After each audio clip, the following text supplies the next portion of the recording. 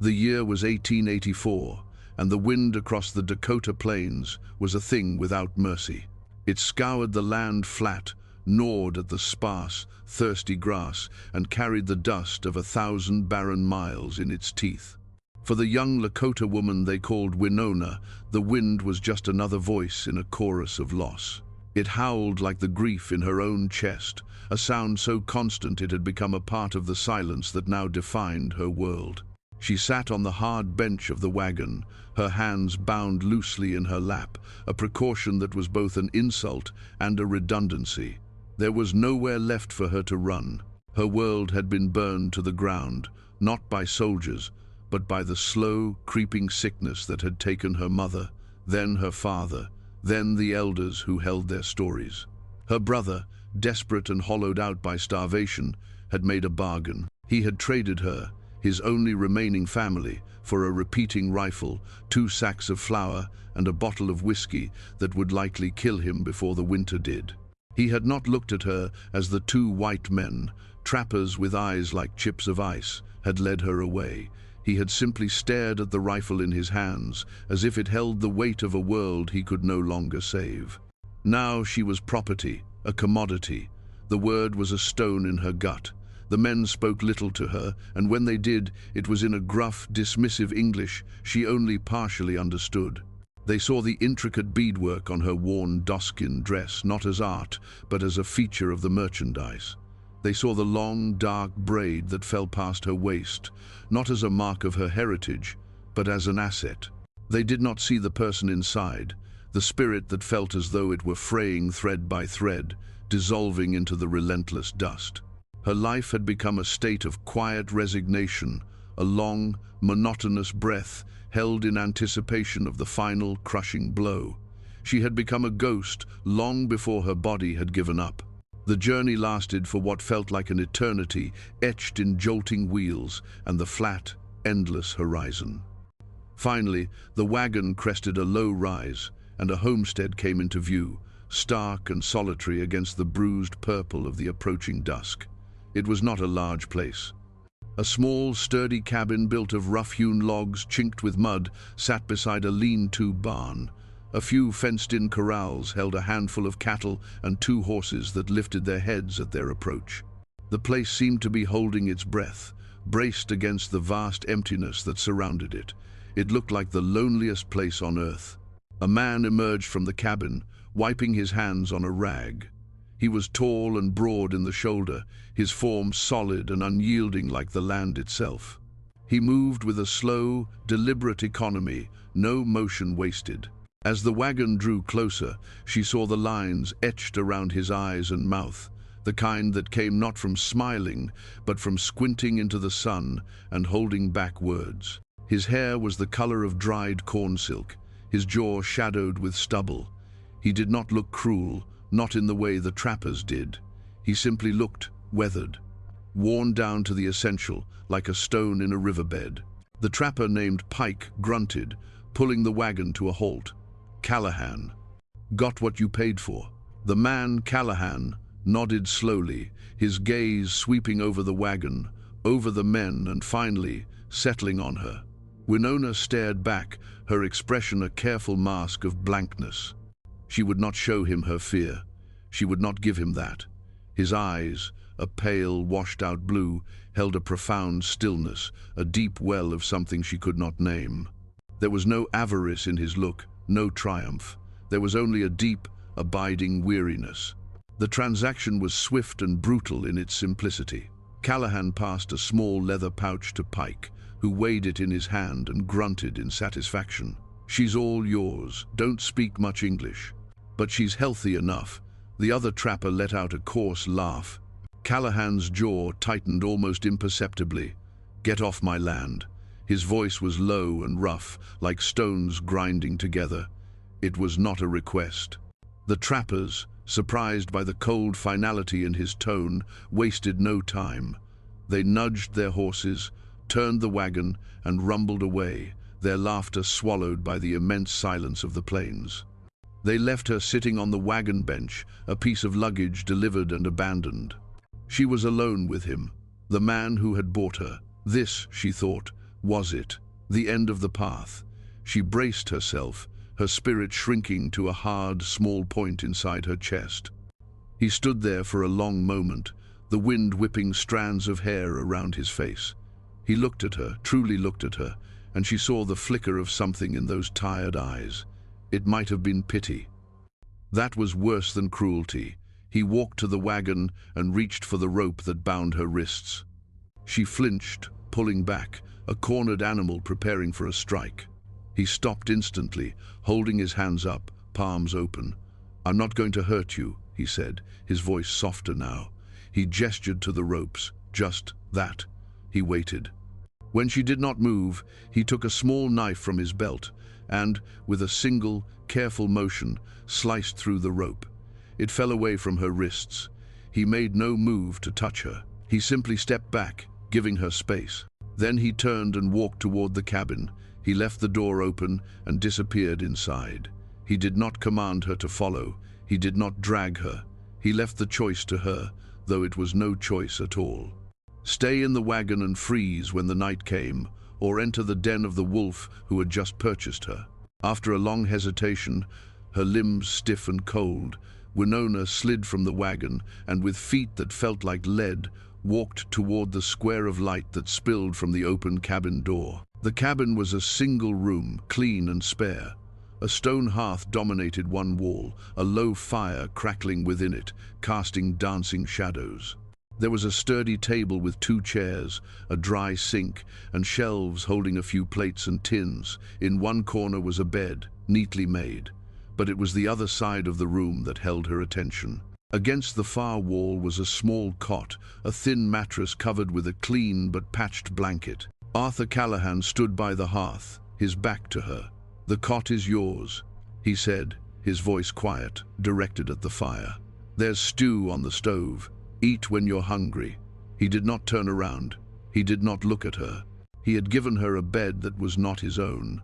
Winona stood frozen in the doorway, confusion warring with a suspicion so deep it was instinct. This was a trick, a test. Men did not buy women to give them their own space. It was a lie, a prelude to the violence she knew was coming. She remained by the door, a silent sentinel, watching his back. He eventually took a bowl of stew for himself and sat at the table, his shoulders slumped. He ate slowly, his eyes fixed on the wooden grain of the tabletop. He did not speak to her again. The silence in that small cabin was a living thing. It was heavier than a blanket, thicker than the night outside. It was filled with the ghosts of his life and the fresh wounds of hers. After he finished eating, he washed his bowl and utensils, then took a worn book from a shelf and sat in the chair by the fire. He did not look at her, did not acknowledge her presence, but she felt his awareness of her in the rigid set of his shoulders. Hours passed. The fire burned low. Finally, driven by a gnawing emptiness in her stomach, she moved. Every step was deliberate. She ladled a small amount of the warm stew into a bowl, her eyes never leaving him. He did not move, did not look up from his book. She retreated to the furthest corner, sinking to the floor with her back against the rough-hewn logs, and ate. The stew was simple venison and root vegetables, but it was hot, and it pushed back the cold that had settled deep in her bones. When he finally rose and banked the fire for the night, he glanced at her corner. "There are extra blankets in the chest," he said, his voice a low rumble. Then he went to his own bed, pulled off his boots and lay down, turning his face to the wall. Winona did not sleep on the cot. She could not bring herself to trust its softness, its vulnerability. Instead, she took one of the blankets he had indicated and wrapped herself in it, remaining on the floor in her corner, her back pressed firmly against the security of the wall. She watched the faint orange glow of the embers and listened to the sound of his steady breathing, waiting for the lie to reveal itself. But the night passed in an unbroken, deafening silence, and the attack she was so certain would come never did. The days that followed fell into a strange, unspoken rhythm. Arthur rose before the sun, his movements quiet and efficient. He would start the fire, put coffee on to boil, and head out to the barn to tend to his animals. He never spoke to her in the mornings, never demanded she cook or clean or do anything at all. He simply left food on the stove, usually oatmeal or biscuits from the night before, and went about his work. Winona watched him from the cabin window. She watched him mend fences with chapped, calloused hands. She watched him haul water from the well, the muscles in his back straining against his worn shirt. She watched him gentle a skittish horse, his voice low and soothing, his touch patient. He moved with a purpose that seemed to be the only thing holding him together. He was a man drowning in solitude, and his work was the only shore in sight. She remained a ghost in his house. She ate only after he had left, cleaned her bowl, and retreated to her corner. She did not speak. Speech was a part of a world she no longer belonged to.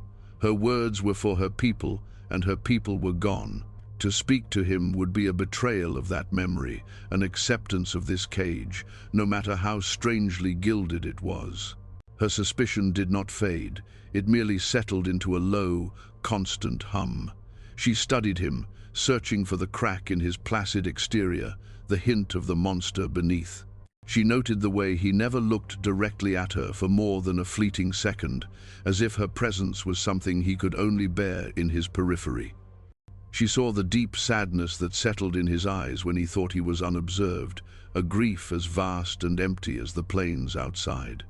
One afternoon, he came in from the barn, his face grim. He was carrying something small and grey in his hands. It was a fledgling, fallen from a nest somewhere under the eaves. Its wing was bent at an unnatural angle. He placed it gently in a small wooden box lined with a scrap of cloth. "Poor thing," he murmured, more to himself than to her. "Broke its wing." He tried to give it water from a dropper, but the bird was too panicked and weak. He sat with the box on his lap for a long time, his large, rough hand resting near it, as if his presence alone could offer some comfort. Winona watched from her corner. She knew a poultice of yarrow might ease the swelling, a splint from a fine twig might set the bone.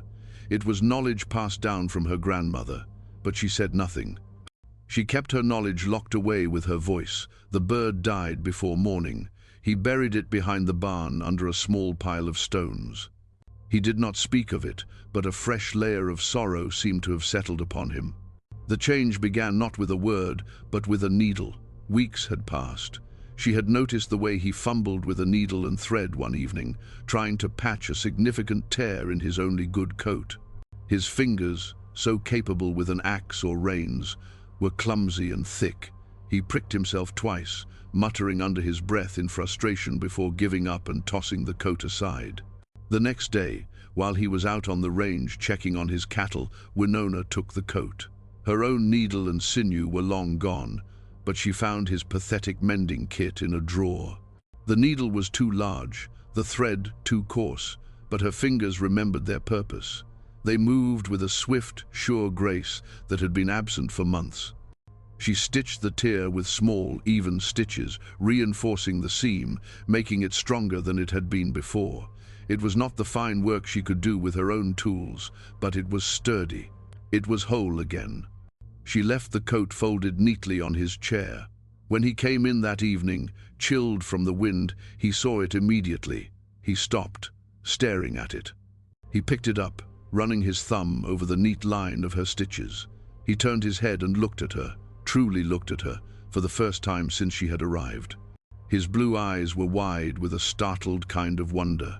He opened his mouth as if to speak, then closed it. Instead, he gave her a small, almost imperceptible nod of thanks. It was the first real communication that had passed between them, a silent acknowledgement, an offering, accepted. From that day on, a subtle shift occurred. It was not a truce, but a lessening of hostilities in the silent war she had been waging. She began to help in small ways. She would rise early and have the coffee ready for him. She would sweep the floor, not because she was a servant, but because the dust felt oppressive. He, in turn, began to leave things for her. One day, he left a small stack of paper and a piece of charcoal on the cot, as if sensing her need for an outlet. For days, she ignored it. Then, one quiet afternoon, she picked it up and began to draw. She drew the face of her mother, the shape of the hills near her old camp, the eagle she had seen soaring the day before. She drew the world she had lost, bringing it back to life with smudged lines of black on white. The autumn bled into a harsh, unforgiving winter. A blizzard descended upon them without warning, a churning vortex of white that erased the world. For 3 days, they were trapped in the cabin, the wind shrieking like a tormented spirit. The small space, once a battlefield of silence, became a shared vessel against the storm. The forced proximity was an intimacy neither of them was prepared for. On the second day, a section of the barn roof, burdened by the heavy snow, gave way with a sickening crack. Without a word, they both pulled on their coats and boots and plunged into the blinding tempest. They had to get the animals out. The wind tore at them, ice stinging their faces. Inside the damaged barn, the horses panicked, their eyes wide with terror. While Arthur fought to calm the stallion, a heavy beam, dislodged by the wind, crashed down. He shoved the horse clear but was not fast enough to get himself fully out of the way. The beam struck his leg, and he went down with a sharp cry of pain. Winona's hesitation lasted only a heartbeat. She saw him on the ground, his face pale, trying to rise. She ran to his side. "My leg," he gasped, his teeth gritted.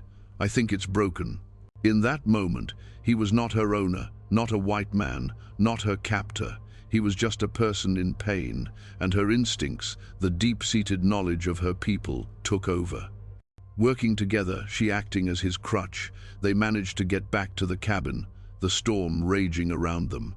She cut away his pant leg with his own knife. The lower leg was already swelling, the bone clearly broken. Panic tried to claw at her, but she pushed it down.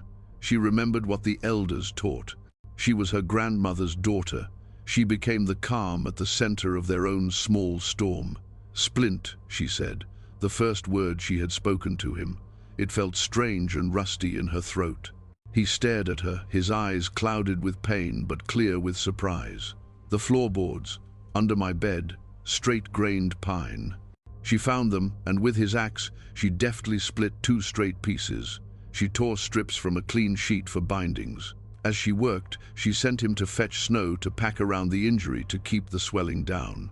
She set the bone with a swift, practiced movement that made him cry out, a sharp, guttural sound he quickly stifled.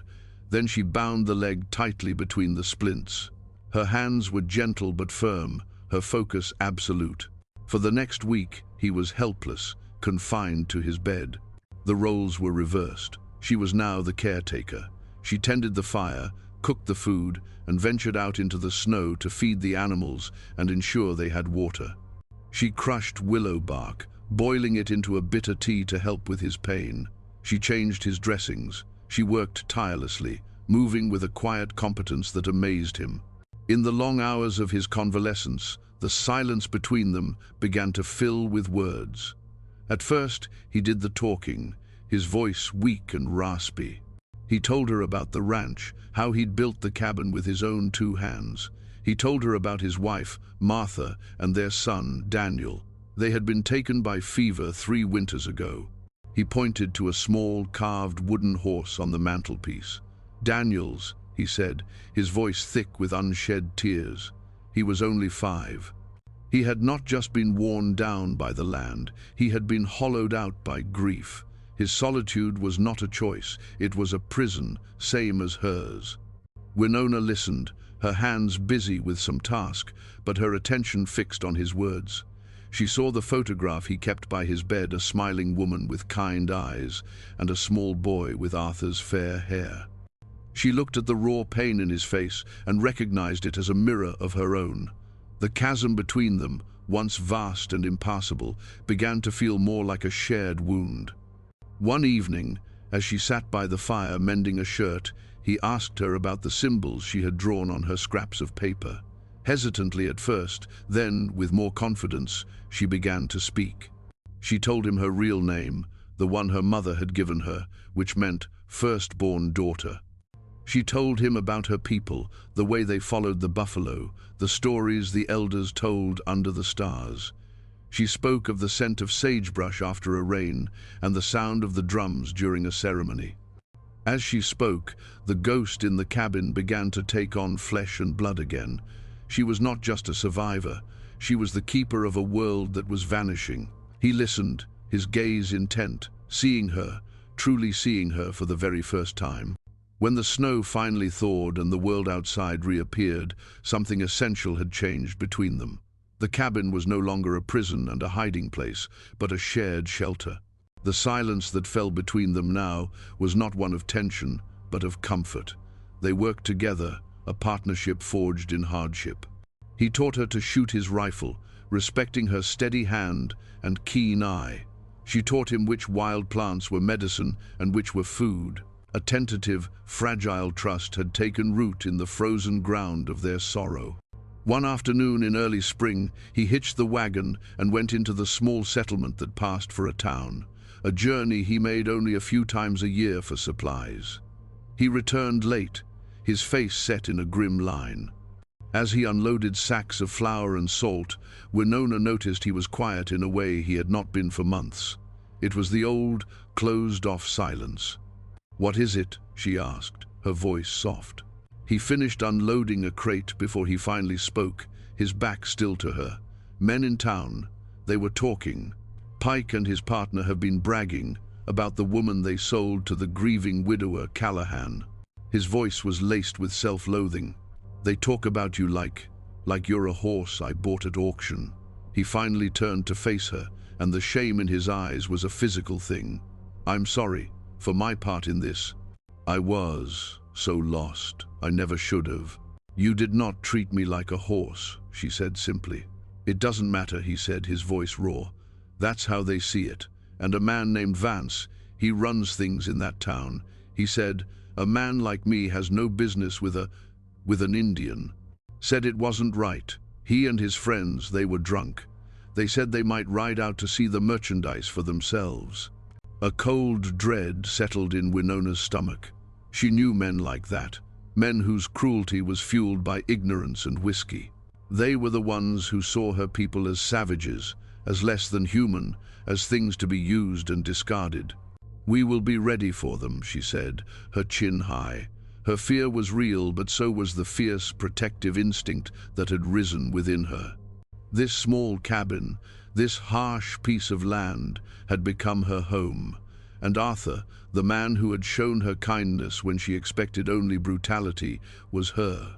She didn't have a word for what he was, but she would not let them harm him. They did not have to wait long. 3 days later, 5 riders appeared on the horizon, moving with the swagger of men who believed the world belonged to them. Arthur met them in the yard, his shotgun held loosely in the crook of his arm. Winona watched from the window, her heart pounding a frantic rhythm against her ribs. Arthur's rifle was propped by the door, loaded and ready. A large, florid-faced man, she assumed, was Vance, dismounted. "Callahan," he sneered, his eyes flicking past Arthur to the cabin. "We heard you've got yourself some company. Came to be neighborly." "You're a long way from home, Vance," Arthur said, his voice level, "and you're not welcome here." "Now, is that any way to be?" Vance chuckled, a greasy sound. "We just want to look at the squaw you bought. Heard she's a pretty one. A man gets lonely out here. Maybe you'd be willing to share." His companions laughed along with him. "She is not for you to look at," Arthur said, his knuckles white on the stock of his gun. "She is under my protection. This is my home. Now turn around and ride out." Vance's smile vanished, replaced by an ugly scowl. "Protection. You hear that, boys? He's protecting it, getting mighty possessive of his property. You think you can stand against all of us, Callahan, over a savage?" He took a step forward. "We'll take what we want, starting with her." The men behind him began to spread out, their intentions clear. Arthur raised the shotgun, the double click of the hammers being cocked sounding unnaturally loud in the tense silence. He was outnumbered, and they all knew it. His stand was brave, but it was likely futile. Just as Vance and his men prepared to rush him, the cabin door swung open. Winona stepped out onto the porch. She was not cowering, she was not weeping. She stood tall and straight, her face a mask of cold fury. In her hands, she held Arthur's rifle, and she held it with the ease of someone who knew how to use it. She raised the weapon to her shoulder, the barrel pointed squarely at Vance's chest. She did not tremble. The men stopped dead, their drunken bravado faltering in the face of this unexpected defiance. They had come expecting to intimidate a broken man and terrorize a helpless woman. They found instead two people standing as one, a silent, deadly promise in their eyes. The sight of the Lakota woman, so fierce and resolute, holding a rifle with deadly intent, shattered their narrative. She was not a piece of property. She was a warrior defending her home. Vance stared, his jaw slack. He looked from Arthur's shotgun to Winona's rifle, and the fight seemed to drain out of him. This was not the easy sport he had anticipated. This would cost blood. "This ain't over, Callahan," he spat, but his threat was hollow. He remounted his horse, his eyes full of hate. "You and your squaw, you'll regret this." His men, their courage gone, scrambled to follow his lead. They wheeled their horses around and galloped away, leaving a cloud of dust and impotent curses in their wake. Arthur slowly lowered his shotgun, his shoulders sagging with relief. He turned to Winona, who still stood on the porch, the rifle held steady. Their eyes met across the yard, and in that shared look, everything was said. The last wall between them crumbled into dust and blew away on the wind. She had not just stood with him, she had stood for him, for them, for the home they had unknowingly built together. That evening, the silence in the cabin was different yet again. It was peaceful, imbued with a deep, unshakable calm. After their simple meal, Arthur turned to her, his expression serious, his pale blue eyes full of an emotion that made her heart ache in a way she had not thought possible. "Winona," he began, his voice thick. "What happened today? You saved me. You saved this place." He shook his head, struggling for words. When I made that deal, I was a man lost in the dark. I didn't know what else to do, but I swore to myself I would not be the kind of man who would own another person. I hoped I could offer you a refuge at least, but I never imagined." He stepped closer, his gaze earnest and vulnerable. "You are not my property. You never were. You are the strongest, bravest person I have ever known. This is your home, for as long as you want it. If you choose to stay," he said, his voice dropping to a near whisper, "not as my ward, not as someone under my protection, but as an equal, a partner." He swallowed hard. "I would like to spend the rest of my days trying to be worthy of you. Let me earn your heart, Winona. I will not demand it. I will not assume it. I will simply try to earn it."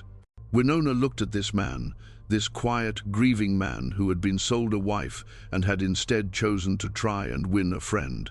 He had seen her humanity when no one else had, even when she had hidden it from him. He had offered her not a cage, but a sanctuary. And in that sanctuary, she had found not just safety, but herself. She did not have the words in his language to tell him all that was in her heart, to tell him that he had already earned it. That his quiet decency, his shared sorrow, his unwavering respect had been a balm to her wounded spirit. That he had taken the shattered pieces of her life and given her a place to begin putting them back together. So instead, she reached out and gently took his calloused, weathered hand in hers.